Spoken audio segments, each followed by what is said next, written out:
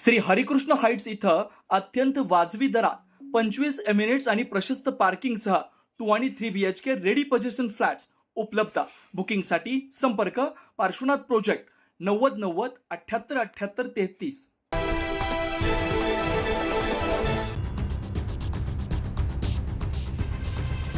अल्निनोमुळे राज्यात पाऊस थांबला असल्याचं पाहायला मिळत आहे। त्यामुळे उत्तर महाराष्ट्रातील सर्वच धरणांनी तळ गाठला। जून महिन्याच्या मध्यातही नाशिक शहराला पाणी पुरवठा करणाऱ्या गंगापूर धरणात मोजक्या प्रमाणात पाणी साठा शिल्लक आहे। त्यामुळे दर शनिवारी शहरातील पाणी पुरवठा बंद ठेवण्याचा मोठा निर्णय महापालिकेने घेतलाय। शहराला पिण्यासाठी रोज सरासरी 600 दशलक्ष लिटर रॉ वॉटर लागतं। पाणी कपातीच्या निर्णयामुळे 17 दिवसात तब्बल 10,200 दशलक्ष लिटर पाण्याची बचत होणार आहे। पाण्याचा अपव्यय थांबवण्यासाठी पालिकेनं 6 विभागांसाठी प्रत्येकी 1 अशी एकूण 6 भरारी पथकं नेमले।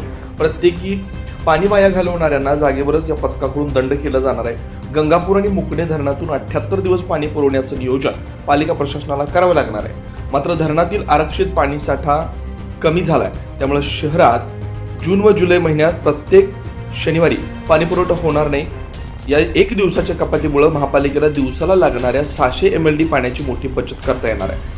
तर ऑगस्टमध्ये 2 दिवसांआड पाणी पुरवठा बंद ठेवला जाणार आहे। धरणातील पाणी साठ्यामुळे शासनाकडून नियोजन करण्याबाबतचे निर्देश आले होते। पाऊस पुढे ढकलला गेल्यामुळे ऑगस्टपर्यंतचं नियोजन करण्यात आलं। शनिवारी आपल्याकडे वीज पुरवठा खंडित होतो म्हणून शनिवारी पाणी कपातीचा निर्णय घेतला।